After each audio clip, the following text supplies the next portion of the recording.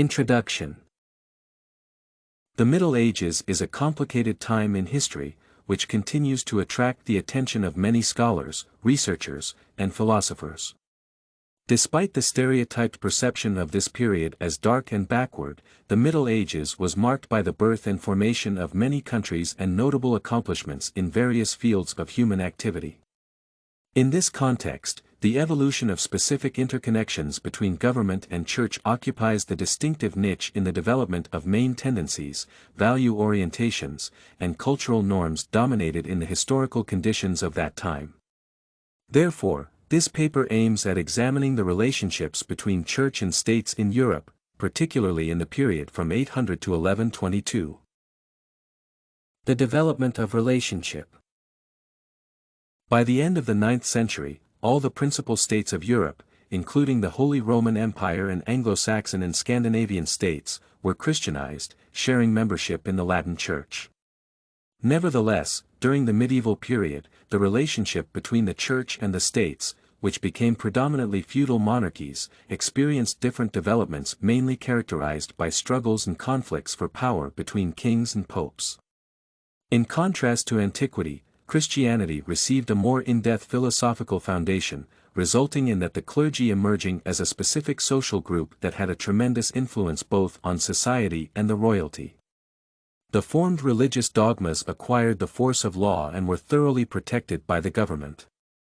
On the background of this picture, the Catholic Church's significance as a powerful feudal institution grew, introducing into the public consciousness the moral values that served as the basis of universal human culture and European civilization. The tendency of the strengthening clerical authority was conditioned by that only the Church could preserve the remaining ancient Rome's legacy since, at that time, the most educated class was precisely the clergy. In particular, special attention was paid to the rewriting of manuscripts, due to which many compositions of ancient authors and works on theology were preserved. Besides, the entire written communication and education of elites, the chief representative of which was priests, occurred in Latin, and the leading educational centers became monasteries. In this regard, it is worth highlighting the papacy position in Western Europe from the 9th century, strengthened after Charlemagne's death and the declined influence of the Byzantine emperors in Italy.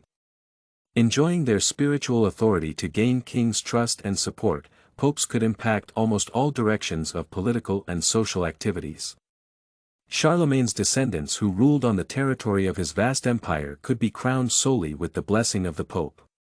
Furthermore, other influential means by which pontiffs could intervene in the state affairs and which sometimes allowed them to rise even above royalty were anathema or interdict. In particular, they implied the excommunication of a Christian and were regarded as the severest ecclesiastical punishments for grave sins. For disobeying the pope, kings could be anathematized, which, in medieval Europe, was dangerous because, due to the prevailing religious consciousness, anybody excommunicated was ostracized. For instance, Henry IV was subjected to this punishment, who, like his ancestors, tried to establish undivided authority over the entire Holy Roman Empire but failed and lost the throne eventually. Besides, if a member of the royal family, such as a prince or queen, fell under excommunication, they were not allowed to pretend to be the throne or have any power attributes. Another significant factor contributing to the increasing papacy's role was the donation of Constantine supposedly granted by the Roman Emperor Constantine in the 8th century. Over the next several centuries, the document, which later appeared to be forged, was frequently used by pontiffs as direct and irrefutable proof of their authority. Under the absence of elaborated law code and effective bureaucracy, which also stimulated political fragmentation, this testimony obtained real significance before representatives of the court. Finally, the clergy could affect state affairs in another way, namely, through blessing or prohibiting marriage between statesmen. However, it is worth noting that even assertive and powerful popes had to gauge the scope of their power realistically, minding that some were overthrown or even killed amid political turmoil.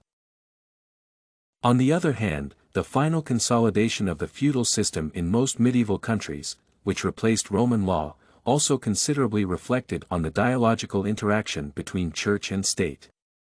In the feudalism epoch, legal, social relations reach a qualitatively new level, under which the primary economic resource was land, and the producer of material goods was a dependent peasant. Herewith, peasants, unlike slaves and hired workers, could run their farm in many aspects independently, that is, they were regarded as the owners to some extent. In feudal relations, vassals received a land allotment and dependent peasants for service from the seigneurs who, in turn, served the monarch, whose authority was not absolute and limited by large feudal lords.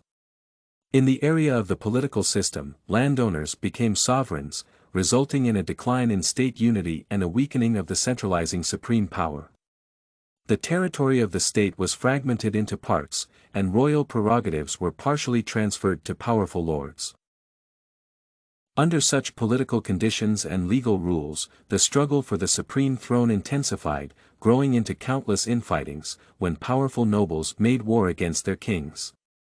On the one hand, the constant risk of usurpation urged kings to seek support, especially from clerics, who possessed significant influence among the populace, through granting privileges, including the right to land. Almost all kings cooperated with the church's authority in his kingdom closely, exempting them from taxes, which ultimately turned the clergy into an immensely wealthy and influential landowner. The fortune of popes could have been the envy of many European sovereigns. On the other hand, having such advantages, wealthy clerics tended to dictate their terms or even facilitate attempts at usurpation, including through financial aid when they saw a potential threat from the reigning king. Therefore, in such settings, the monarchs were forced to hold their power via personal charisma and arms, rather than unconvincing affirmations about the right to the throne, established by God. Conclusion. In summary, this paper has explored the development of relationships between church and state in Europe in the period from 800 to 1122. The primary factors contributing to the evolution of church-state dialogue were the increased significance of the papacy institution, the formation of the feudal system, and the clergy's role as an assignee of Roman heritage. In particular, since the whole written communication and elite's education occurred in Latin, and the priesthood was regarded as one of the most educated classes, only the Church could preserve the remaining ancient Roman legacy. The Pope's authority was related to their tremendous role in the king's coronation procedure, the outcome of which exceptionally depended on their blessing. Moreover, the pontiff could intervene in state politics through religious tools such as anathema or interdict that could subject the royal family to ostracism. Lastly, under political conditions and legal rules formed by feudal principles, clerics gained exclusive privileges from royalty and lords, which eventually increased their influence in public affairs. Everything you need for studies, essay samples, writing tools, and tips, you can find at studycorgi.com.